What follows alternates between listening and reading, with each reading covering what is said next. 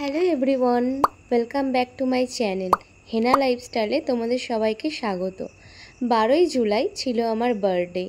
তো সেদিনকে আমি বাপের বাড়িতেই ছিলাম, কারণ মা আমাকে রেখে দিয়েছিল বার্থডে সেলিব্রেট হয়ে আমি ক্লিপটা নিতে পারিনি। তারপরে বার্থডেতে বসে গেছিলাম।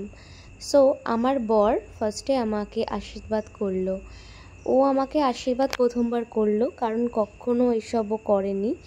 আর সবাই ওকে ফোর্স করছিল যে হ্যাঁ তুমিও করো, তুমিও করো, তুমি ওর হাজব্যান্ড, তুমিও করো আশীর্বাদ। তারপরে আমার বড়দি মানে আমার দিদিমা, আমার বড়দি আমাকে আশীর্বাদ আমি আসবো বলে, কারণ উনি ছিল আমাদের বাড়িতে, আমার জন্যই ছিল। আর বড়দি থাকলে আমার খুব ভালো লাগে, আমার ভাইয়ের বাবা মায়ের সবারই ভালো লাগে, কারণ আমার ঠাম্মা দাদু 2 বছর আগেই মারা গেছে। আমার বিয়েটাও তারা দেখতে পারেনি। আর আমার বড়দি থাকলে আমাদের সেই জায়গাটা কমপ্লিট থাকে যে হ্যাঁ কেউ একটা আছে মাথার উপরে। তারপর এক এক করে সবাই আমাকে তারপর মা আমাকে অনেক আশীর্বাদ করলো। আশীর্বাদ এটা আমাদের মেন রিচুয়াল। তারপরে আমাদের দিদি মানে আমার মামার মেয়ে আর তার ছেলে, এরা দুটো ভীষণ ফাজিল। আর এরা আমার খুব ভালোবাসে আমাকে ছোট থেকেই, কারণ ও আমাদের বাড়ির বড় মেয়ে।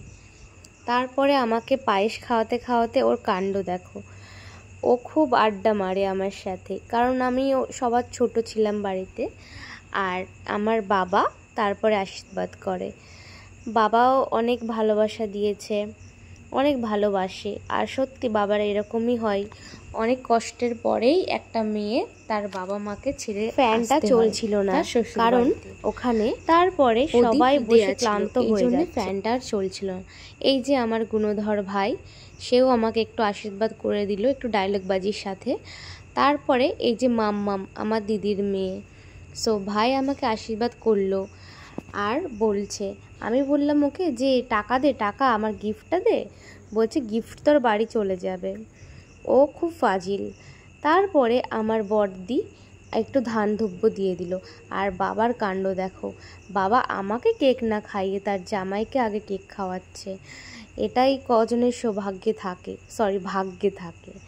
তারপরে দিদি কেক খাওয়াচ্ছে, আমাকে কেউ কেক খাওয়ানোর নাম নেই, আমার বরকে সবাই কেক খাওয়াতে